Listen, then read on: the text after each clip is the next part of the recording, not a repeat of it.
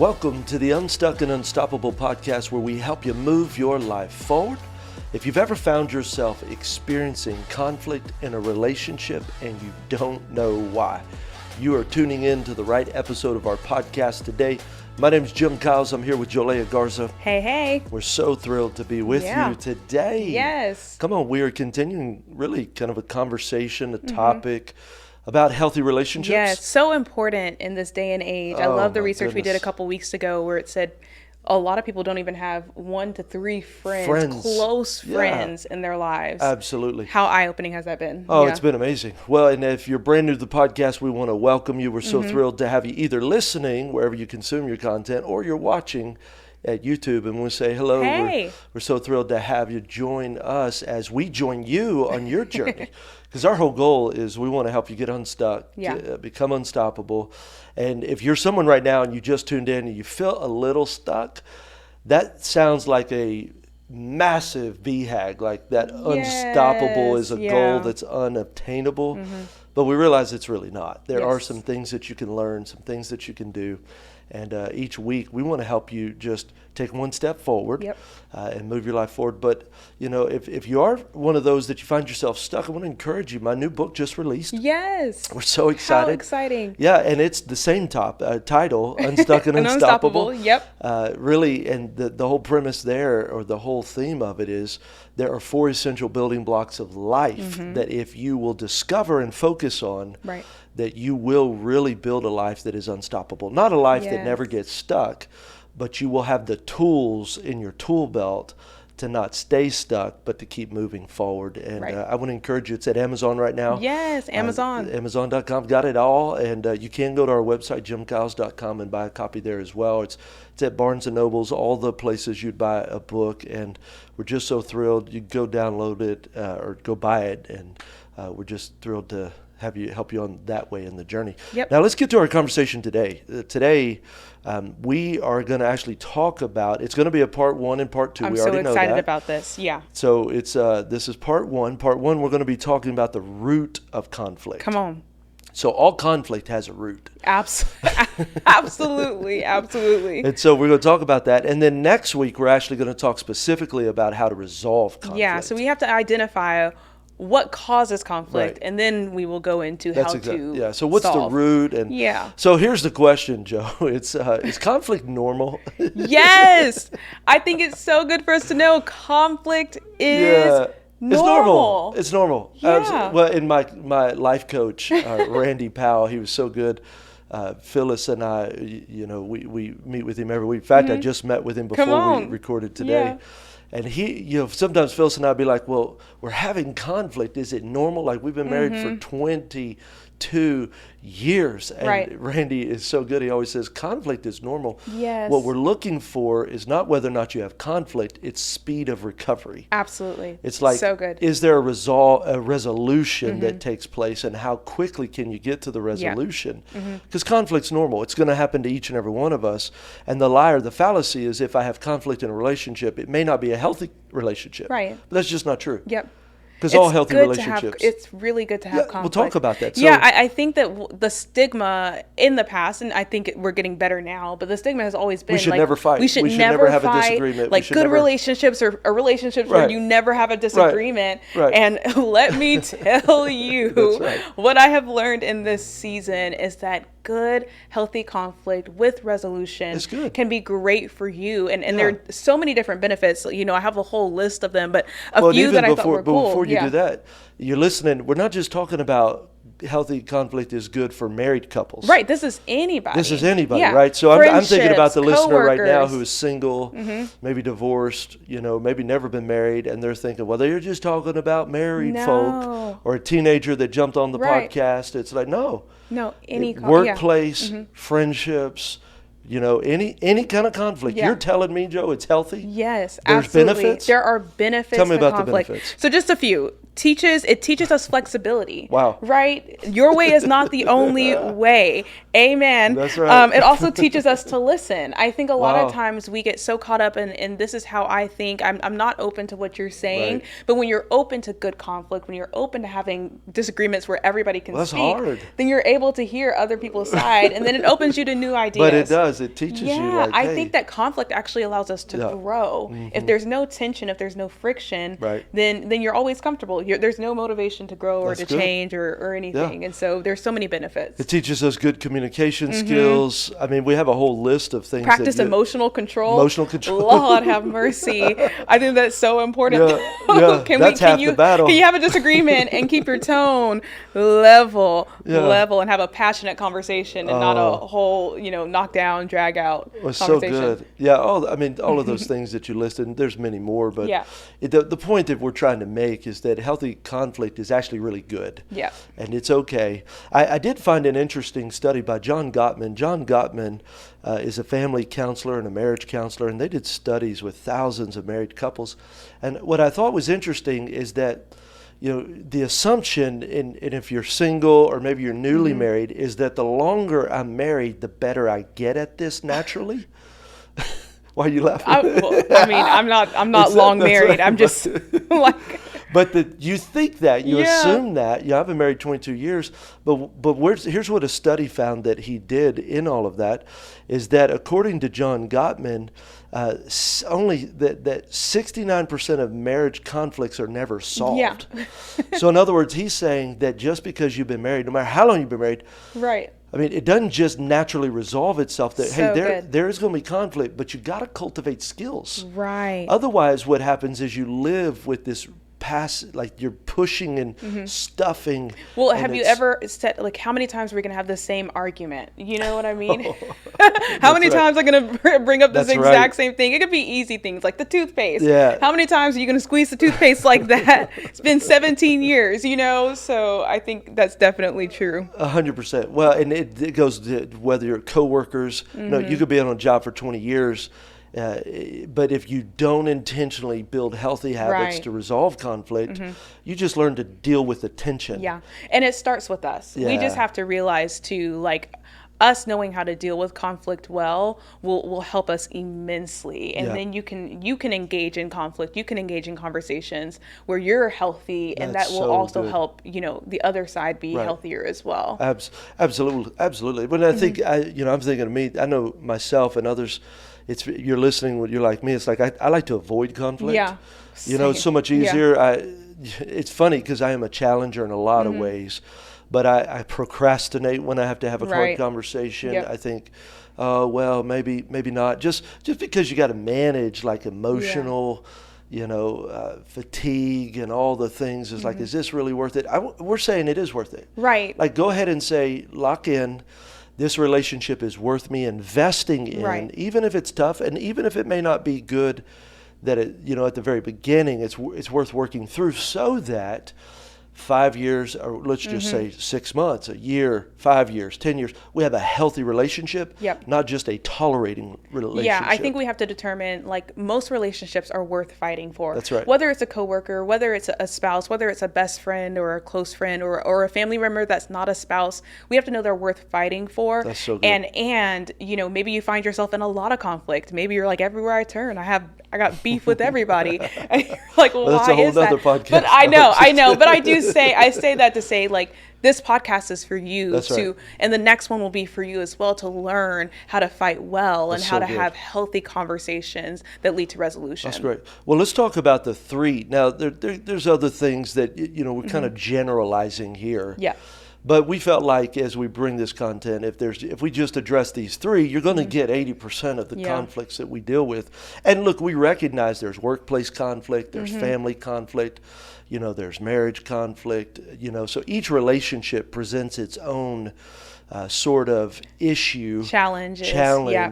And so, but we felt like there were three roots that, regardless of the situation, regardless of the person or the relational connection, it's going to help us dig deeper. Because that's the goal. We're going to dig deeper, figure this thing out so that we can get to the bottom and resolve the conflict. First one unmet expectations. Yes. Wow. Oh my gosh. Wow. So it's not, here's what is interesting about unmet expectations. And we find this, especially been married at times, any time or any relationship, it's not that anything was wrong. Right. It's just that my expectations were different. Absolutely. So explain. So talk a little bit about. I mean, even just on timing, like how many times have you traveled with somebody or needed to meet up for an event and you're like, hey, I'm on the way. And they're like, I thought you were picking me up. Right. Just different expectations, Well, and even in marriage, one of the things, I don't do a whole lot of marriage counseling, typically the pastors here at the church do. I'll do a few. But we take this test, and the test, when I counsel people, I only do a couple of sessions, right. 6 of them. And the point is, it goes down granularly into the couple's future decisions of who's taking out the trash. Yep. Who's, how many kids do you want? Yep. Which family are you going to for which holiday? Right. Such a big deal. Because those are all things that's like, you might have grown up in a home where your dad took out the trash, and then your spouse grew up in a home where mom took out the trash. Neither one's right or wrong. But you got to know who. And you got to talk about it and realize, oh wow, you had an expectation that I didn't meet. And then the goal is, if I have an expectation of someone else, to really communicate. Yeah. Hey, this is what I'm expecting. This is what I need. And go from there. And workplace too is so important. I think, even if you're a business owner, maybe you're a manager. Clarity. Roles and responsibilities. That's right. That's expectations for your employees, for the people that you lead. Do they know what you expect? I often see like you come in and you're so frustrated, like, why isn't anybody doing what they're supposed to? And the question is, have you clarified their role? So have you shared the explicit expectations for what they're supposed to do with their job? That's so good. Well, that's one of your sweet spots. You run the, we get the privilege of pastoring this great church. It's Anchor Bend Church, but you're the executive pastor. Yep. And I'm telling you, one of the greatest gifts that you have is clarity. Yeah. And you have walked in, and roles and responsibilities, because it is true. I'm thinking of the business owner right now. You're an entrepreneur. You're the visionary. Yeah. So for us, we walk in a room and we see what's not being done. Yeah. And you expect, hey, you can't see it? Yeah. Why aren't you doing it? Yeah. Like, what do you want me to do? Well, just go fix it. Fix what? How do you want me to fix it? How, why, when? Or go engage with the customer. Well, how do you want me to engage with the customer? Yep. Because as the entrepreneur, you see it. That's why you're the boss. But we have to realize that the people that we lead, they don't see it. Right. And until you clarify that, they come in day after day. You're frustrated. They're frustrated. And the truth is, both are wanting the best for the other person. Yeah, everybody wants to win. Yep. But it's just not clear. There is an Absolutely. unmet expectation. So therefore, there is a constant frustration. Absolutely. And root of just this conflict. Yep. And it's never going to go away until you really clarify the expectations that you have or that someone else might have of you. And if you're an employee and you find yourself in a place where what we described is exactly what you experienced, this is the situation I'm in. The greatest thing that you could do is just ask your boss for clarity. Absolutely. Hey, look, I want to do the best that I can do. Can you just clarify what your expectations of me are? Absolutely. Yeah. And I think it's so important. I think it goes both ways for sure. One last piece on friends too, just a great example is maybe even make sure you have good expectations of friends. Some friends want you to show up for every birthday party, for every event, for everything. And other friends may be like, that's not really a big deal to me. A phone call is sufficient. But do you know the expectations of your friends? Like how engaged do they want you or need you to be in their lives? That is a great point. And then, because all friendships are different too, one of the things you could some friends need more than others, and then you can decide if you can give it or not. Absolutely. And then make a decision as to whether you move on or not. So that's a great. So the second one, the first one is unmet expectations. We get that. The second one is actually poor communication. Yes. Talk about that. Yeah, I mean, I'm sure a lot of people understand this, especially in marriages. It's like, what's the issue? Communication. But it goes way past just marriages. I think we definitely have a communication issue. And even just being able to say the things. I think about friends. How many times have you maybe gotten on social media and a close friend posted about a big event in your life, in their lives, and they're like, you didn't even tell me. I don't even know. Yeah. So are we clearly communicating with those that we're in relationship with? Are we keeping them updated? Are we expressing how we feel, in our personal lives? Good communication is the foundation of a strong relationship. Absolutely. So poor communication is what erodes the friendship. And so there's just got to be an open channel. Yes. Even for our family, now I'm the father of 3 teenagers. Woo! And I have a 10-year-old who's about to be a tween, And good luck. Good luck. Praying for you. 16 to 10. And but it's interesting, Monday nights is our family night. And one of the things that we've really worked to do, especially recently, is communicate the family schedule. Right. Oh my gosh. And so because we recognize a lot of the conflict in our family comes because one person was wanting to do something, but in our mind, we already knew that Addison had a game or Carson had a game. Right. And so as a family, we were already moving this direction. But what we were not doing is we were not communicating it to everyone. Yeah.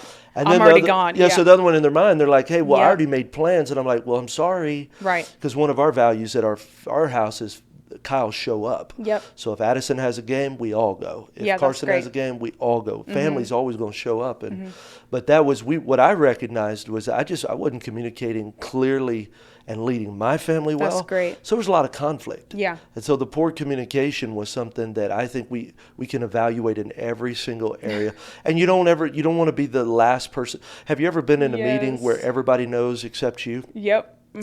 Or you're rolling something out and someone's rolling it out. You should have known, but they didn't. So I just think the conflict is, well, why didn't you tell me? And life gets busy. Oh, yeah. But we're going to over communicate. Why? Because we're trying to get to the root of why there may be conflict in this relationship. Yeah, absolutely. Tension to, I definitely think the conversation with my husband is always, you did not say that. Right, you didn't communicate. You didn't say it. He's like, I said it in my head 15 times. I thought I said something to you. You didn't say it. But I also think just creating spaces for open communication is so important too. So creating spaces in your marriage where you guys sit down on the couch and plan and talk through or jumping on a phone call. I even think even with kids, like there's conflict when there's tension between parents and kids. Like, are you creating spaces for dinner where kids can communicate, to you and the expectation is clear between parent and child as well. Absolutely. I remember a time when Phyllis and I were talking and she and I were communicating, and the point, I'll get to the point in just a second, but she said, we've got to pick Caden up at 2:00. Oh yeah. And I'm like, okay. Yeah. Well, we're talking and she's like, yeah, man, I'm at here and we got to pick him up. Well, we got off the phone. It was like 1:30. So I'm frustrated and because I'm like, she didn't communicate. Now she's saying, we've got to go pick him up. So what I heard her say is, you got to go pick him up. So I'd stop everything I'm doing, cancel meetings, show up at the school. And lo and behold, when I show up, my wife is there too, picking Caden up. That's and I was so frustrated. Oh my gosh. But what I realized was she said we, and I didn't clarify. And this is where poor communication, I think part of having good communication is not only listening to what the person says, but re-saying what you're hearing them to say. Because what I should have said was, hey, I heard you to say that you want me, because anytime Phyllis says we, the we is, baby, I'm telling you, I need you to go pick Caden up. I need you to go do that. Yeah, that is woman talk. Yeah, it's woman talk 101. And so I just realized part of good communication is not just that it's being said, but that I reiterate what I heard. Hey, I heard you say you want me to go pick him up at 2:00, because I couldn't be mad at her because she didn't say that. Now, other times, 9 out of 10 times, she's implying, hey, I need you to do this. I need you to do it, but I should still clarify, hey, let me just make sure I heard you correctly. You're saying to go pick Caden up at 2:00. Right. I'll go pick him up. Is that what you're saying? No, I got it. Well, that's all we needed. Then I'd have kept going my day. Yeah. So clarify, not only listening, but also clarify what it is that you heard. Then the third thing, and this one is probably the most important, and I don't know that we have to elaborate a whole lot on it, it's just self-centeredness. Yeah. We're just selfish. Yeah, absolutely. A lot of conflict comes because we're just thinking about ourselves. We're thinking about our needs, what we want, what we like. And really, when you resolve conflict and when we get to the root of it, if we would learn that it's about more than just us, we're going to see some resolution in that, because you have empathy. Yeah. You're thinking about the other person. What are they thinking about? What are they feeling? What do they need? Absolutely. I'd always ask just I wonder how this situation made that person That's right. feel. Or even when you're talking to somebody somebody else about the situation that you just walked through. Maybe you're reaching out for some advice. Be open to hearing, well, did I say that right? How do you think, maybe that had an impact on them? Be open to the feedback. We even had a conversation yesterday, and I was talking about maybe some conflict that I was experiencing, and you said, well, just think about this, and this that person has been walking through and experiencing. And I was like, man, that shifted my perspective, because I was only thinking about how the situation affected me and not how they were affected. Well, that's the power of empathy, which is interesting. In all my giftings and personality testing, empathy is my lowest. Phyllis, it's like off the chart. Yeah. Mine is super low, hers is super high.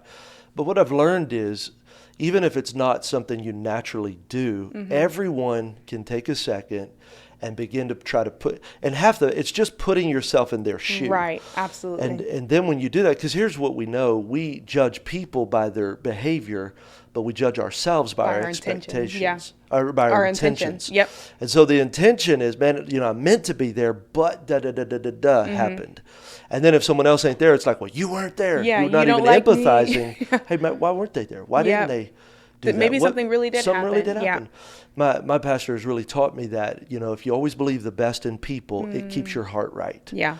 Because then it's like, well, that's not their heart. That's not their. Absolutely. And it just makes the responsiveness easier. It's like, man, I respond correctly.